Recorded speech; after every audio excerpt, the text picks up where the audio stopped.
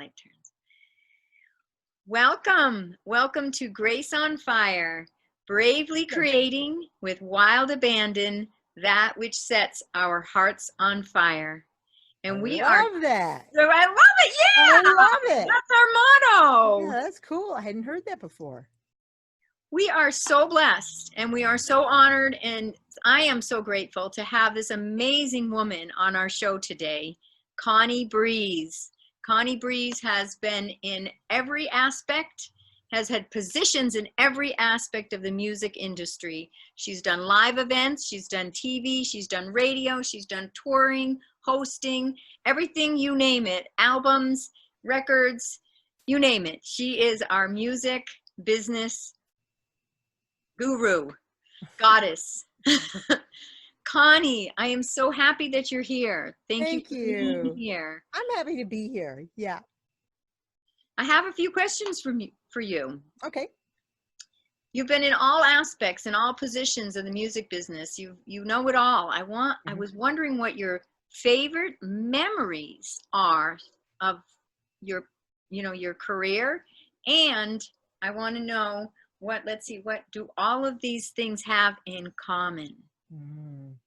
You know, I was just saying to a friend of mine who I've been in radio with for a long time last night, you go through Facebook looking for something and you see so many moments that you forgot.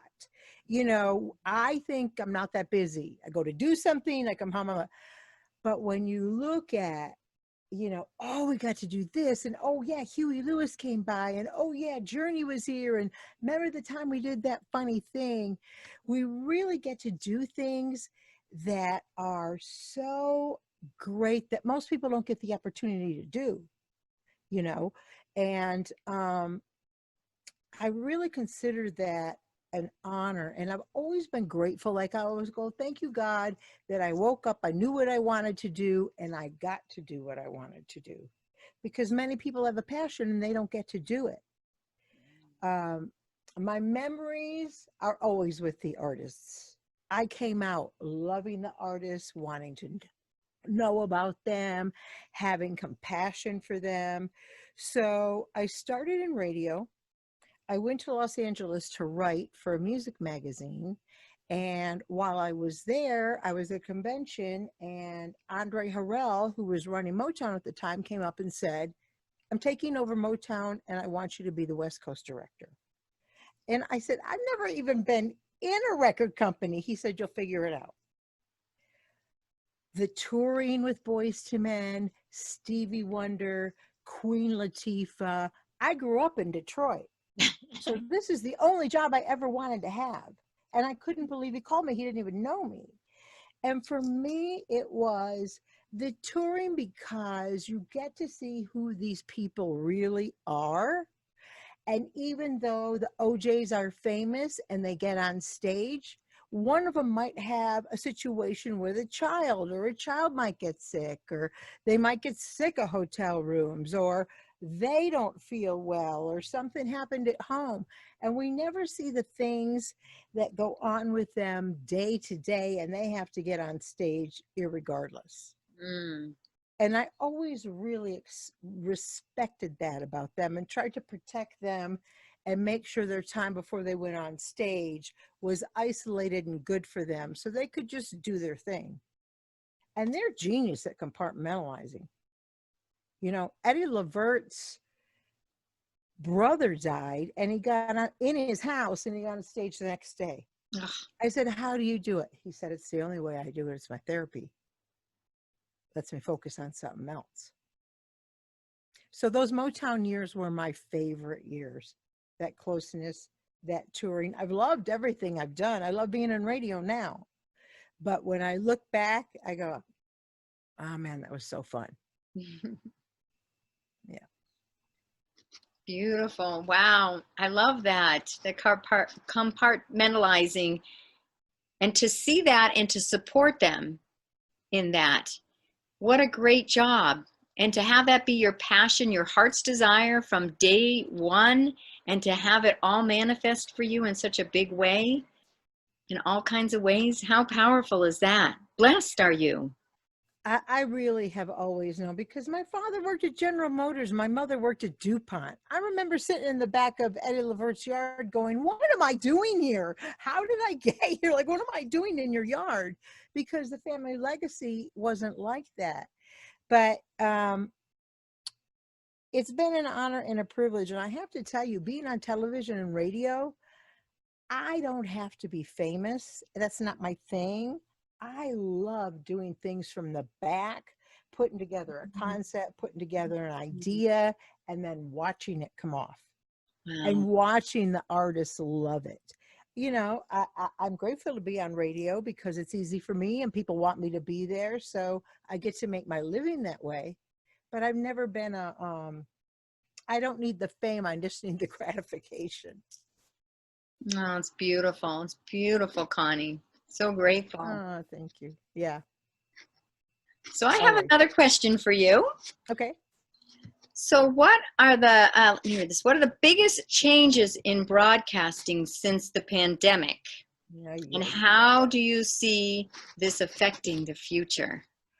The changes have been wide sweeping, sudden, Mm. and not liked by most people. Now, I have a saying, he who gets it first wins.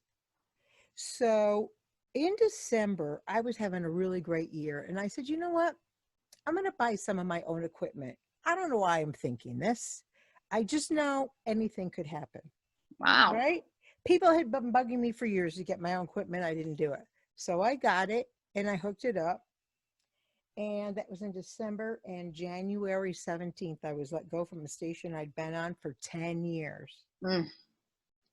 So I just went in my closet where I built my studio. I'm on 5 stations in LA, laid those shows down, and was so very grateful I followed that intuition. Now, radio is really like feeling the impact of this. They've let go most of their really big personalities that make the really big money, and I have said to my brothers and sisters, and they don't want to hear it, get some equipment, track for 2 or 3 radio stations that will give you your money every month, because that's the way it's going. Stations are not going to come back and go, oh, let me go get that 6-figure person again, because they have to recover from all the advertisers canceling. So the wave of the future is me in my closet. I do 5 stations in LA. I do the Greg Mack Show. I do commercials. And I have a feature called The Old School Lunch. And for guys that have always been driven, and it's about the, making it happen in the office and getting out for the personal appearances, those days are over for 80%. And guys call me and I try to tell them, and then I hear crickets on the other end. I go, I know you didn't like what I just said, but if you need me, call me.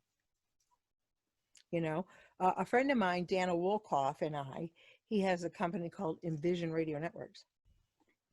I said, Dano, you should put up a page of people who are available to track all these people that have lost their jobs. Because when these stations come back, they're going to be looking and not know where to look. And you can barter it with them. They won't have to even pay for it. Well, he put it up, and at the end of October, it looks like it's going to really take off. So it's a new way of offering service, Absolutely. How powerful that you had that intuition, that you went out and bought the equipment, set it up in your closet of all places. Which is where we are now. Oh, I love it. We are in my beautiful closets. Ah, yeah. That is so amazing, Connie. People will say, I don't have the space or give excuses, but you're like, no, I've got a space in my closet. I'm going to buy the equipment and do it in my closet. How wonderful. And I panicked, right? But I called Greg Mack's producer. He goes, you need 3 things. I'll send you pictures. He sent me pictures. I said, I can do that. I hooked it up.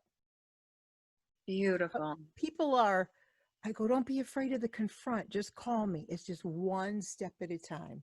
But they'll slowly get their minds around it. They're going to have to.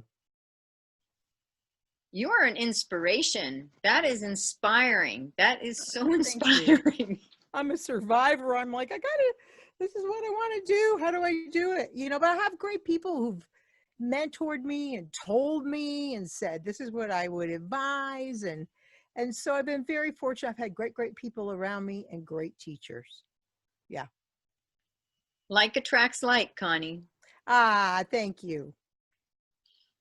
Wow, that is so inspiring. And I know that's going to inspire a lot of other people because you used with very little resources, you created something absolutely fantastic. And you don't have to go to Office Depot or a restaurant, or you don't have to come out of your profession to work. You just have to take a second, don't panic, and then figure it out. I'm not tearing up the world by any means, but I have great relationships, people who say, when I can, I'll hire you. It's a long-term thing, Oh, yeah. Well, did you say 5 LA stations? Mm-hmm. It's a few shows and that's it. It's pretty fantastic. I thought it was just an Oxnard, and I was driving through the valley one day and I went, what? Because I heard myself on the radio. I didn't know. Wow. Yeah. God's really good to me. I always fall into the craziest things, and more than I could have ever thought of or dreamed. It's your positive attitude. I'm very grateful. I have a great relationship with God, and I don't push. I ask for, what should I do today? Who should I be kind to today? What should I put out? And they just come. And I work hard. I have a great reputation because I've worked hard. Absolutely. It's the combination of both of those. Mm-hmm. Asking, and you ask God, your higher power, and then you're not afraid to go into action and do what you need to do. And you know what else I've learned? There's nothing I have to have. I might want something like, ooh, I want to work with that guy. I want to do that. And if somebody passes me by, I just go, okay, well, I'll just move on to what else I'm looking at, because I went after those things and was mad and when they didn't happen, and it turned out they weren't the right things for me anyway. Beautiful. Beautiful, Connie. So inspiring. I have your third question here. What and I am so excited to hear what you're going to say. What is your personal pandemic blessing? Oh. Or blessings? Yeah, so many things. The number one thing is I was running so fast, so hard for so many years that I didn't stop to enjoy my life. I mean, I traveled the world, but I didn't just call friends because I needed to slow down and lay down. And it was the biggest fear I had. And it's the greatest thing that's ever happened, because it lets you stop and go, what do I think? What do I feel? What do I want? Not, let me go kill myself for another company for 70 hours a day. And if there's something left for me, I'll figure it out. So you can use it. This pandemic has been used for people to take them to a not good place, or people to say, well, I'm just going to bless this up and do everything I've wanted to do and find out what I want to do. And, my husband and I have been together since January in this house. We're having a ball, not one fight.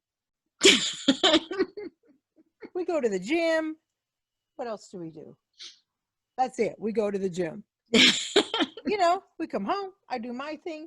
He does his thing. But I got a chance to look at some things I really wasn't happy with about myself. And then I got to say, well, do you want to get mad about them or work on changing them? And so I called a professional and said, I don't like these things. Can you help me get to this place? And that's what I chose to do. Yeah, because, obviously this stuff wasn't working. Whatever was going on in the world wasn't working. We Mm. went as far as we could, as fast as we could. And if we come out the same, it's not going to work. Mhm. We got to come out different.